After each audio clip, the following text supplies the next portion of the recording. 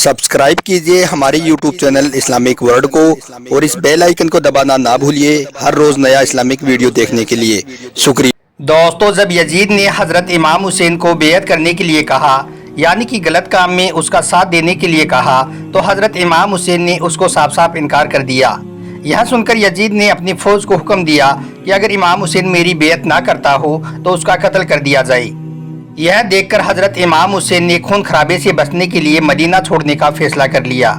फिर इमाम हुसैन अपने कुछ साथियों के साथ मदीना छोड़कर जाने लगे, जिनमें औरतें भी थी, बच्चे, बूढ़े और जवान भी थे। कुल मिलाकर 72 लोगों का यह काफिला था। चलते चलते आप ईरान के करबला के मैदान में जा पहुंचे और करबला के मैदान में जाकर आपने अपना पड़ाव डाल दिया। मगर पीछे पीछे ही यजीद की फौज भी करबला के मैदान में आ पहुंची। सबसे पहले यजीद की फौज ने पानी पर अपना कब्जा कर लिया, यानी कि इमाम हुसैन पर उन्होंने पानी पर रोक लगा दी। उसके बाद यजीद की फौज ने इमाम हुसैन और उनके साथियों पर तरह तरह के जुल्म सितम करने शुरू कर दिए।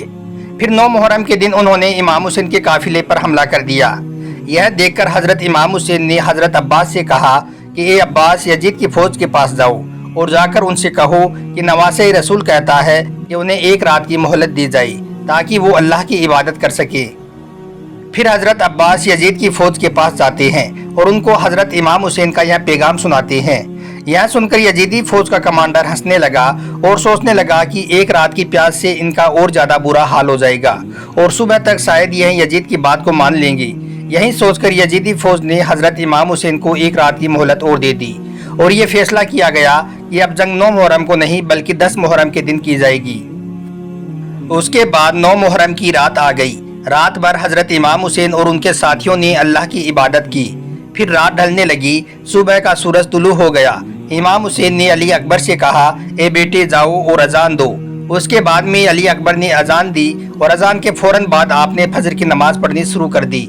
इतने में यजीद की फौज ने नमाज के दौरान ही इमाम हुसैन के काफिले पर हमला शुरू कर दिया। फिर हजरत इमाम हुसैन का एक एक साथी शहादत का जाम पीता गया। कभी कासिम शहीद हुए तो कभी अली अकबर शहीद हुए तो कभी हजरत अब्बास अलमदार शहीद हुए तो कभी ओनो मोहम्मद शहीद हुए तो कभी नन्हे असगर शहीद हुए। एक एक करके खानदान रसूल के सारे अफराद शहीद हो गई। उसके बाद में जब कोई नहीं रहा तो हजरत इमाम हुसैन अपने हाथों में तलवार लिए अपने खेमे से बाहर आए और एक दूसरे खेमे में गए जहाँ पर आपकी बहन बेटियाँ अल्लाह की इबादत कर रही थी। हजरत इमाम हुसैन फरमाते हैं, ए मेरी बहनों, ए मेरी बेटियों, अपने हुसैन का आखिरी सलाम कबूल करो। फिर आप उस खेमे से बाहर निकलकर एक दूसरे खेमे में जाते हैं जहां पर आपके शहजादे हजरत इमाम जैनुल आबिदीन बीमारी की हालत में अपने बिस्तर पर पड़े हुए हैं। हजरत इमाम हुसैन फरमाते हैं, ए बेटे जैनुल आबिदीन उठो, अपने बाप का आखिरी सलाम कबूल करो। यह सुनकर जैनुल आबिदीन फौरन उठते हैं और देखते हैं कि इमाम हुसैन के हाथों में तलवार है और पूरे खून से रंगे हुए हैं। फिर आप जैनुल आबिदीन से कहते हैं कि इन जालिम यजीदियों ने हमारे सारे खानदान अहले बैत को शहीद कर दिया है। अपने नाना के दीन को बचाने के लिए मेरे लगते जिगरों ने शहादत का जाम पी लिया है। बस इतना सुनते ही जैनुल आबिदीन किसी सहारे से उठते हैं और कहते हैं, बाबा आप मुझे इजाज़त दे, मैं मैदान जंग में जाऊंगा। यह सुनकर हजरत इमाम हुसैन फरमाते हैं, बेटा बीमारों को जिहाद करने की इजाज़त नहीं है, तुम खानदान अहले बैत के चश्मे चिराग हो, तुम्हें तो यजीद के दरबार में खुतबा सुनाना है। यह सुनकर जैनुल आबिदीन ज़ारो कतार रोने लगते हैं। उसके बाद में हजरत इमाम हुसैन अलविदा कह देते हैं और मैदान करबला में जाते हैं। इमाम हुसैन जैसे ही करबला के मैदान में जाते हैं तो सबसे पहले आपने यजीद की फौज से फरमाया, ए लोगो, मैं तुम्हारे रसूल का नवासा हूँ, मैं वो हूँ जिसको तुम्हारे नबी ने अपने कंधों पर सवार किया है। ए लोगो, मैं वो हूँ जिसको तुम्हारे रसूल ने अपने सीने पर सुलाया है। मैं वो हूँ जिसके लिए तुम्हारे नबी कहते थे कि हुसैन मुझसे है और मैं हुसैन से। ए लोगो, मैं वो हूँ जो नमाज के दौरान अपने नाना की पुश्त मुबारक के ऊपर सवार हो जाता था तो मेरे नाना मेरे एहतराम के लिए सजदे को लंबा कर देते थे कि कहीं ऐसा ना हो जाए कि आप सजदे से उठे और मुझको तकलीफ हो जाए। ए लोगो, आज तुमने हुसैन को रुलाया है, तुमने अपने हाथों से ही इस दुनिया के बदले दोजख को लिखा है। ए लोगो, बताओ मेरा कसूर क्या है, मेरा गुनाह क्या है? क्या मैंने किसी का हक मारा है? क्या मैंने किसी पर जुल्म किया है? तो यह सुनकर यजीदी फौज ने कहा, ए हुसैन, तुम्हें इसलिए नहीं मार रहे हैं कि तुम्हारा कोई कसूर है, बल्कि तुम्हें इसलिए मार रहे हैं कि तुम अली के बेटे हो। تو यह सुनकर हज़रत इमाम हुसैन फरमाते हैं, वो अली जो कि इस्लाम का मुहाफिज था, आज उसी अली को तुम ये सिला दे रहे हो, उसकी औलाद को तुम इस तरह से बेयाबान में शहीद करने जा रहे हो। इतने में दोस्तों सिम्र जो कि यजीदी फौज का कमांडर था जोर से चिल्लाया और कहने लगा, हुसैन की बात ना सुनो, इस पर हमला कर दो। बस फिर क्या था, चारों तरफ से हमला होना शुरू हो गया। तारीख ने लिखा है कि इससे पहले ऐसी जंग ना तो कभी देखी गई है और ना ही कभी आगे होगी, क्योंकि एक तरफ 22,000 लोगों की फौज है और दूसरी तरफ 3 दिन का भूखा और प्यासा अकेला और तन्हा हुसैन इब्ने अली है। बस उसके बाद क्या था, हजरत इमाम हुसैन भूखे शेर की तरह यजीदियों पर टूट पड़े। लाशें हवाओं में उड़ने लगी। हजारों यजीदी एक एक करके इमाम हुसैन की तलवार से जहन्नुम रसीद होने लगी। अली के शेर के हाथ में अली की तलवार थी और रसूलुल्लाह सल्लल्लाहु अलैहि वसल्लम के घोड़े पर सवार थी। आप दुश्मनों को ऐसे काटते जा रहे थे जैसे कि कोई गाजर मूली को काटता है। तारीख ने लिखा कि यजीद की फौज भागते भागते कूफा तक जा पहुंची। इतने में उम्र बिन साद कहता है, ए सिम्र खामोश क्यों खड़े हो, सब एक साथ हमला करो। डर के मारे सिम्र कहता है कि अगर मैं जाऊंगा तो मारा जाऊंगा। अरे जो हुसैन के बच्चों से ना लड़ सके वो हुसैन से क्या लड़ेंगी। इसकी रगों में तो अली का खून दौड़ रहा है, इसकी रगों में तो रसूलुल्लाह का खून दौड़ रहा है। इतने में सिम्र चिल्लाया, जाओ और जाकर हुसैन के खेमों को आग लगा दो। उसके बाद में इमाम हुसैन के खेमों में आग लगा दी गई। फिर उमर बिन साद कहता है, ए हुरमाला, हुसैन पर सब एक साथ तीर चलाओ। उसके बाद में हजारों की फौज ने इमाम हुसैन के ऊपर एक साथ तीर चलाना शुरू कर दिया। हजरत इमाम हुसैन कभी फौज की तरफ जाते हैं तो कभी खेमों की तरफ। इतने में उमर बिन साद कहता है, जिस जिसके पास में जो जो चीज है उसको फेंक कर मारो। उसके बाद किसी ने नेजा मारा तो किसी ने तलवार फेंक कर मारनी शुरू कर दी। तो कोई तीर मार रहा था तो कोई पत्थर उठाकर मार रहा था, और जिसके पास मारने के लिए कुछ भी नहीं था वो करबला की गर्म मिट्टी को उठाकर मारने लगा। इतने में करबला के मैदान में अजान की आवाज गूंजने लगी और गेब से आवाज आई, ए हुसैन रुक जाओ, तुम कामयाब हो गई। इमाम हुसैन ने जैसे ही यह सुना तो अपना सर झुका लिया और अपने हाथ रोक लिए और अल्लाह का शुक्र अदा करने लगी।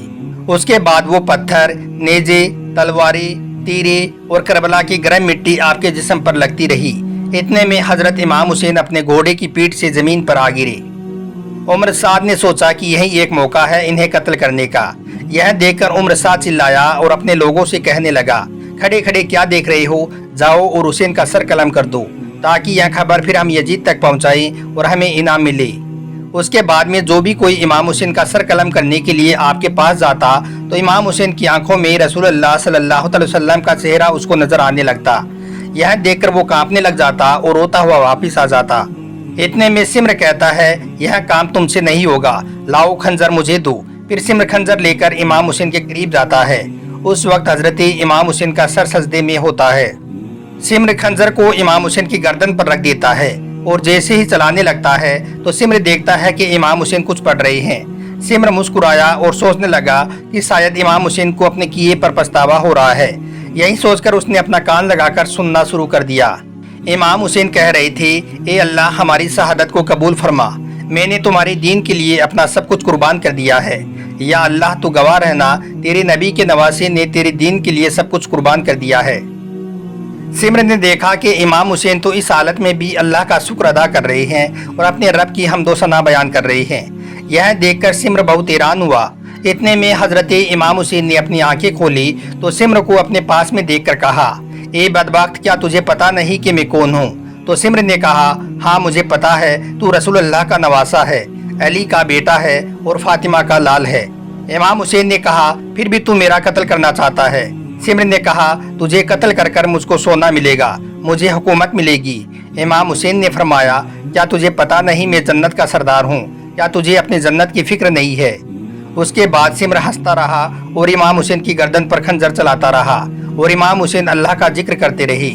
इस तरह से नवासाई रसूल का सर मुबारक तन से जुदा हो गया। फिर लोगों ने कहा कि लूटो, अहले बैत के खेमों को लूट लो। उसके बाद में यजीद की फौज ने एक एक करके हर चीज को लूटना शुरू कर दिया। इतने में उमर बिन साद कहता है कि यजीद का हुक्म है कि सबके सर को जिस्म से अलग करके मेरे पास लाया जाए और लाशों पर घोड़े दौड़ाए जाएं, ताकि दुनिया को ये मालूम चल जाए कि यजीद के सामने जो भी कोई आएगा उसकी बहन बेटियों को वो बेपर्दा कर देगा। उसके बाद सबके सर को तन से जुदा कर दिया गया और लाशों पर घोड़े दौड़ाई गई। नवासाई रसूल को पामाल किया गया। इधर यजीद की फौजें खुशियां मना रही थी और उधर रसूलुल्लाह की बेटियां रो रही थी। बस इतनी देर में अंधेरा छा गया। 61 हिजरी 10 मुहर्रम का वो दिन था जब अंधेरा वक्त से पहले ही छा गया। सलाम हो करबला के शहीदों पर, सलाम हो हज़रत इमाम हुसैन पर।